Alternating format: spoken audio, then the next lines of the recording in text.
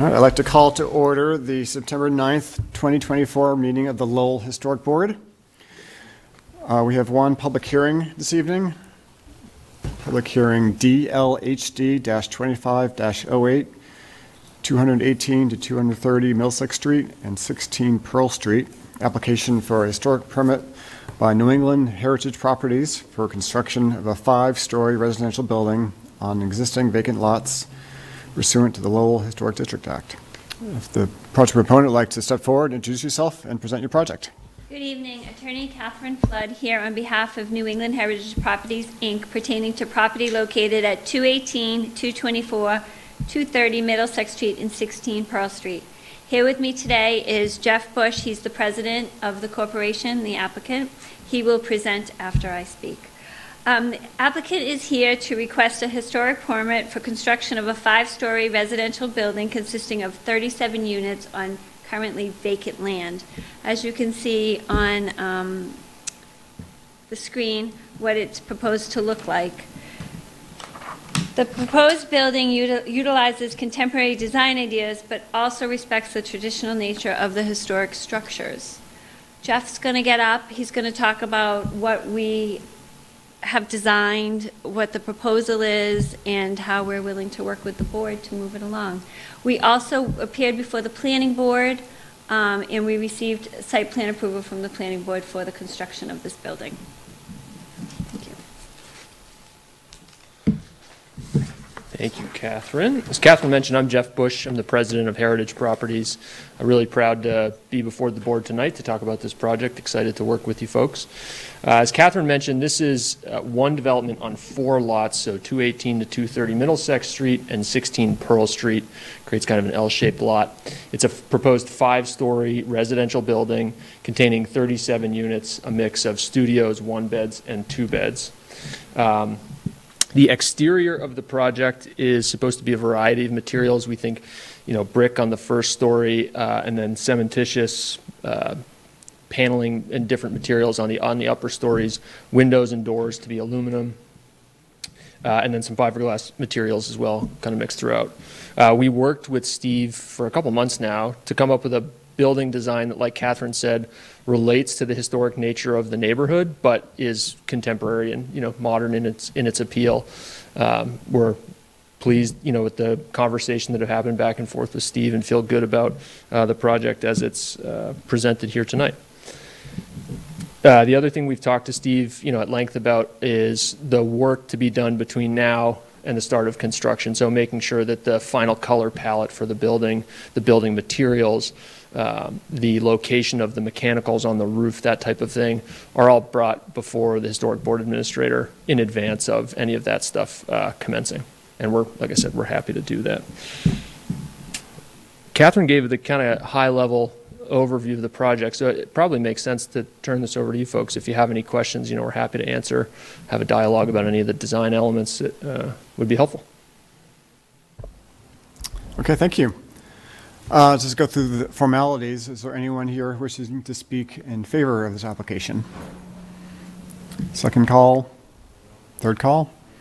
Hearing none. Is there anyone here wishing to speak in opposition to this proposal? Second call, third call? With that, we'll turn it over to board discussion and questions.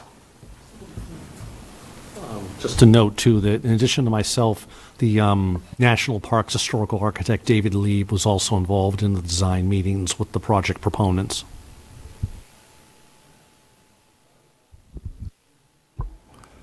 Hi, so I have a question. The scale of the project is very nice. I commend you there. You spoke about the mechanicals.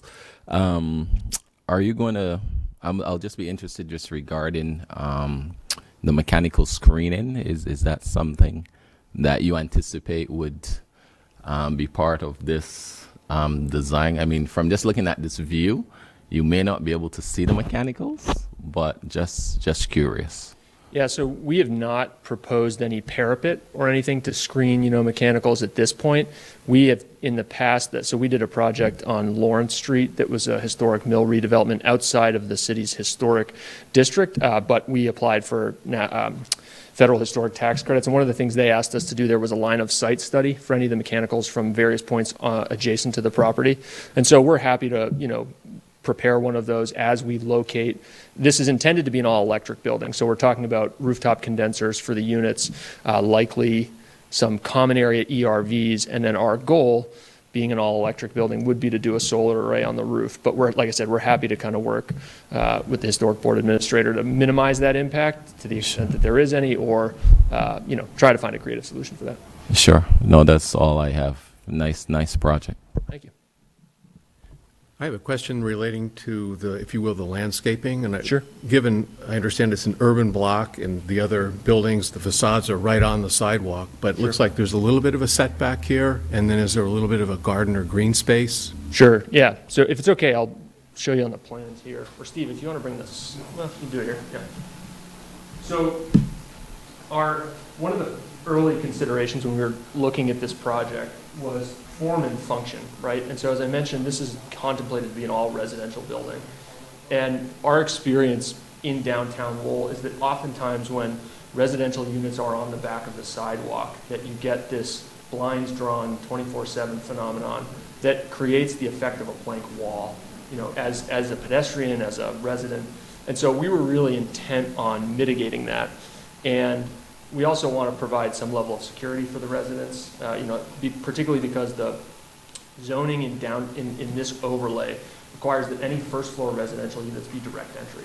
And so they can access by a second means of entrance their unit from a common area lobby, but they have to have a primary entrance in and out of the building at grade. And so when we were initially proposing this project, what we had proposed here is roughly an 8-foot buffer between the back of the sidewalk and the facade, the main facade of the building. Our office is at 142 Middle Street in downtown. It's the former Owl Stamp building right next to between Rogers Pool and the old firehouse.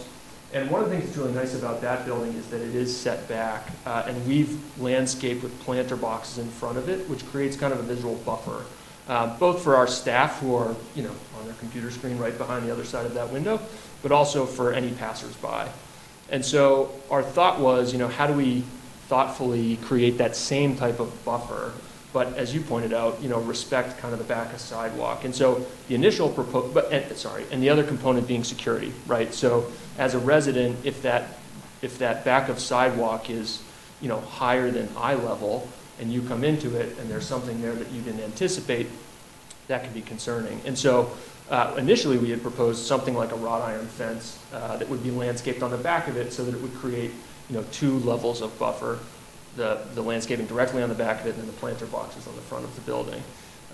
Steve and Dave's suggestion was to look at something that looked more like the building itself, and so this will be I think it's proposed to be 2 feet wide, a brick wall with a foundation, and ties into the building so that it presents as a part of, the building exterior itself. Of course, we have to have access through it in the front, and so we tried to be thoughtful about that. So yeah, that's kind of how we got to this design. What is roughly the dimension then from the exterior of the low brick wall and then the facade of the building? So the interior, right from the inside of that, is about 6 feet. Okay. So and that's really driven by we need a 4-foot walk to access the units to meet ADA compliance. So it's just a little bit of buffer, on the side of it.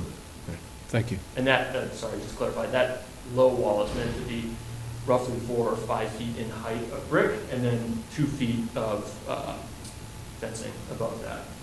Some landscaping detail as well.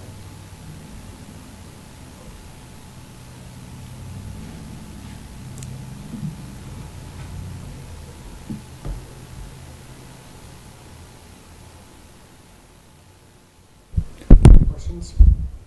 No, I just wanted to make a comment. It's just, I know I appreciate that detail, because normally in the urban area, normally we have like the continuum along the sidewalk. So that kind of, your wall kind of helps accomplish that and almost give you the impression that it's a remnant wall of what used to be there. And then you have that little setback. And where this is all residential, it kind of makes sense at this point in this part of town. I really appreciate it. It's a nice looking building. Thank you. One question is half serious. Have you given a thought to actually naming the building, giving it a name? It will certainly have a name, yes. The specifics of that name, not yet. We're in the early parts of that process, and we try to take a balanced approach between, similar to the design, right? We don't want to give it some historic name that it has no bearing on, but also, to the extent that we can come up with a name that represents its place in the city, that would be our goal. It's interesting that across the street on Pearl Street on the other side of Middlesex, I think the 1906 Atlas shows still there, the building. I think it's 3-4 stories. It was called the Fenway. Oh, it still is. Fenway Rooms. Oh, yeah. Yeah.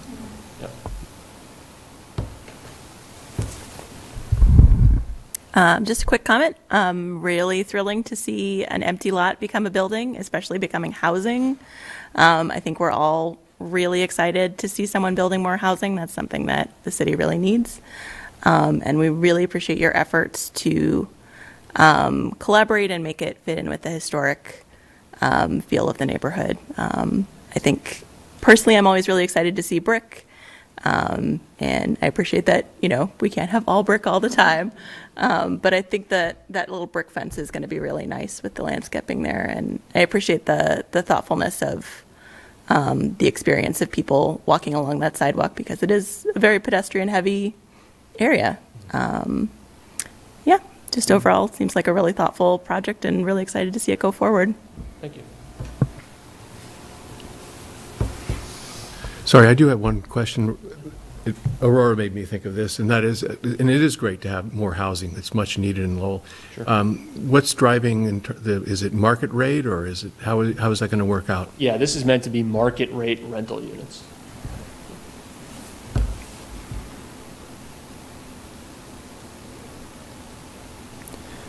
Yeah, I certainly want to acknowledge all the efforts that you made to work with Steve and Park Service architect to kind of go through some early iterations of the design and make some tweaks. I saw a couple versions of that, and I think this brick front wall works a lot better than what was originally proposed, in that it reads more of a building front as opposed to a kind of a picket fence that presents a different kind of less urban character to it.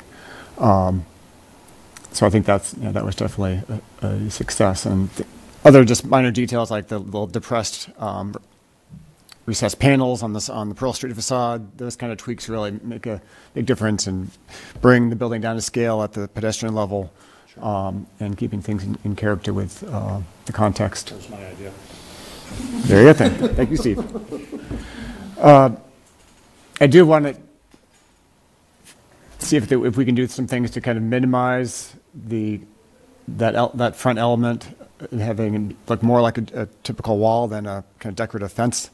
So I'm just wondering if maybe through a couple tweaks, I guess one small item, I haven't really gotten to see the detail of the proposed, of the wrought iron detail, but I would just recommend in working at the details with Steve that we come up with a solution that reads as contemporary and modern and doesn't try to replicate a historic fencing appearance or have something that has a lot of extraneous detail to it, just to make this very much read as a 2024 building. I think that would be a good thing to do. I don't know if the ball lights that are on top of the columns, if those are important from a functional standpoint, if they're more decorative. My recommendation would be to maybe eliminate them from the post, and maybe if you need lighting, maybe you can mount them on the building face itself and have it be a more contemporary type of lighting.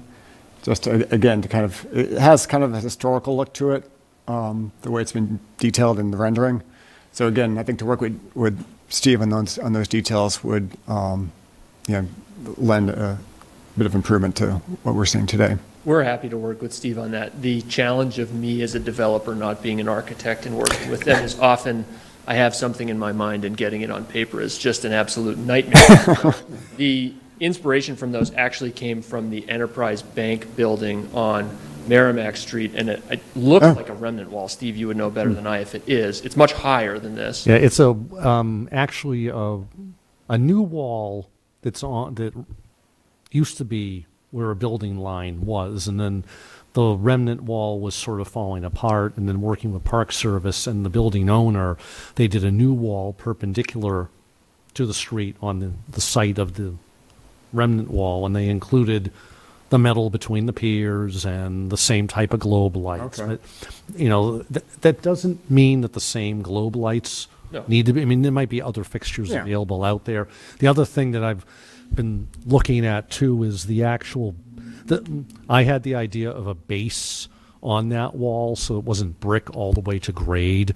Right, Also yeah. having a base come up Pearl Street as well, and the height of that base still to be determined. I think a little bit, and also the fact that I think that base should also extend through the base of each pier as well. It looks a little choppy right now, whereas I think that base should go through all of the piers as well, and that's a detail that we can refine Yeah.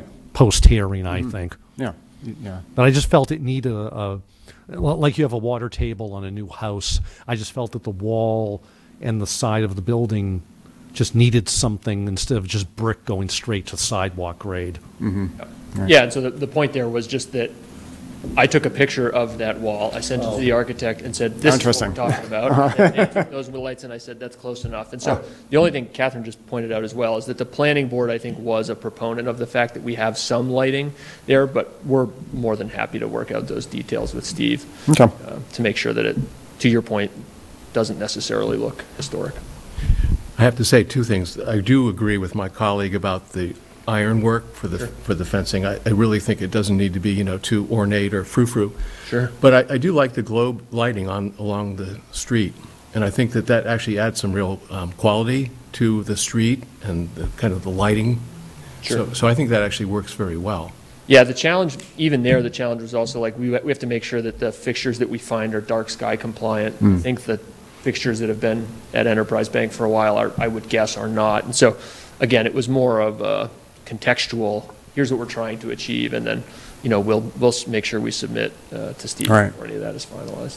That's right. And just think about that now. I mean, I wouldn't want them to be shining, since they are so low, they might be shining directly into the residential windows there. That could be an issue for the residents, so. For sure. I mean, you could black them out on the backside or something, but just something to think about from a Yeah. practical standpoint.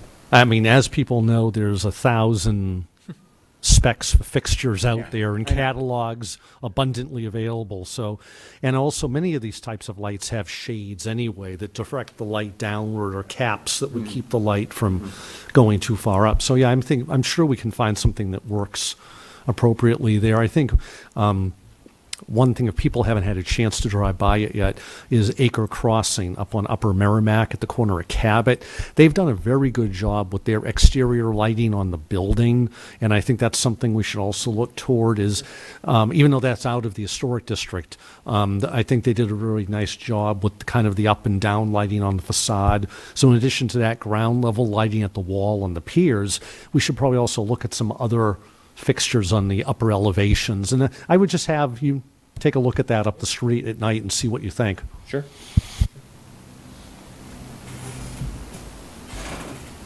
Yeah, but that's all the comments I had.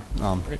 Yeah, it's overall a great project. It's a area town that definitely needs some attention, and hopefully this will lead to other improvements in that stretch of those blocks. If there are no more questions, I'll entertain a motion. I'll make the motion to approve the permit with the 4 bullets as noted in our agenda. Second. All in favor? Aye. Aye. Motion passes. Congratulations. Good luck in the project. Yeah, appreciate it.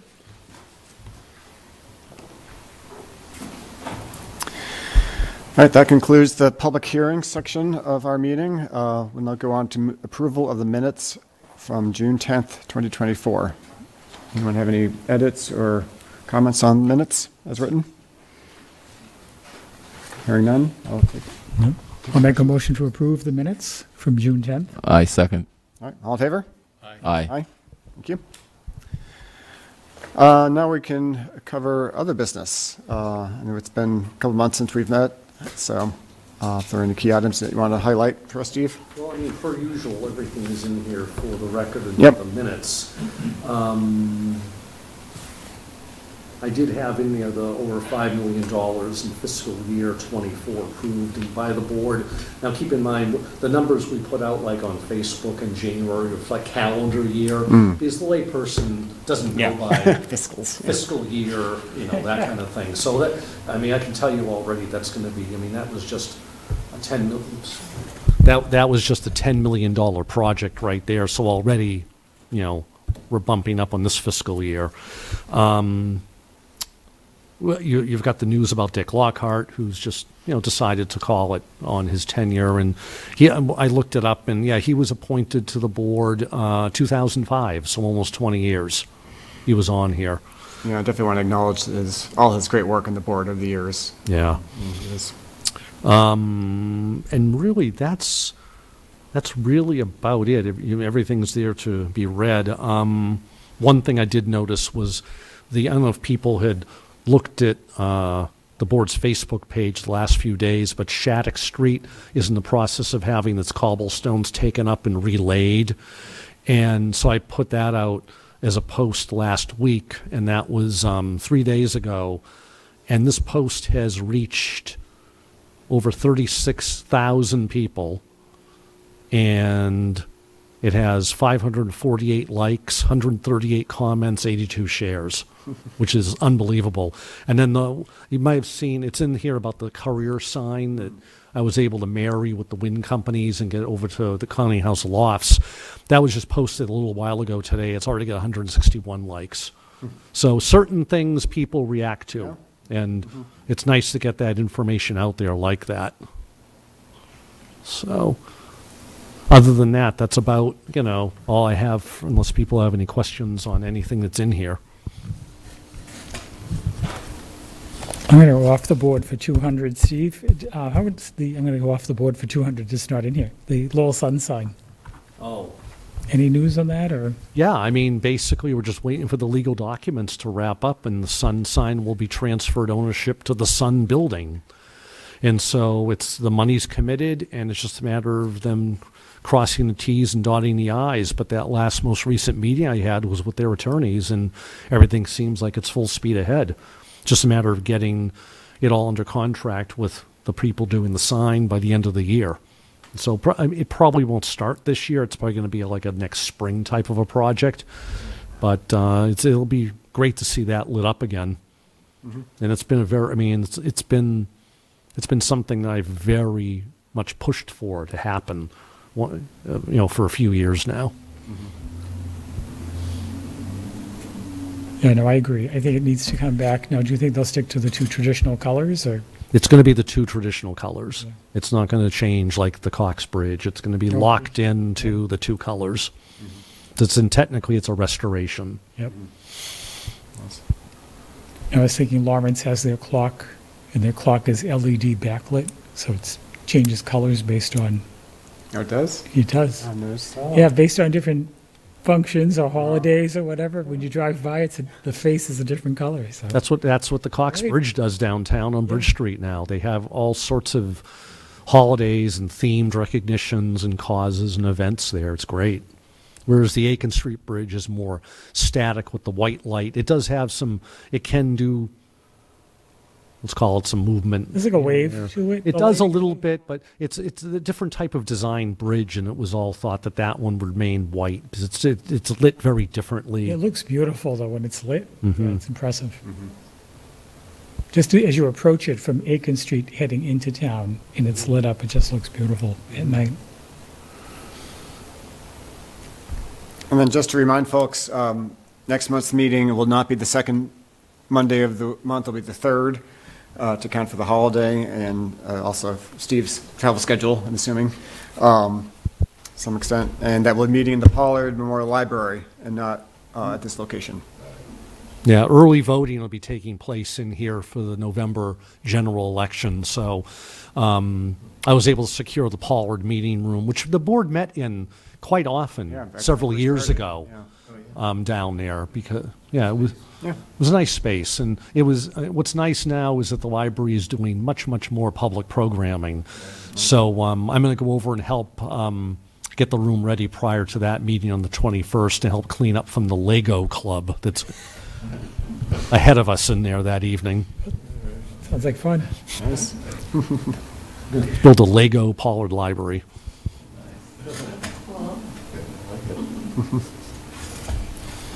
All right, motion to adjourn?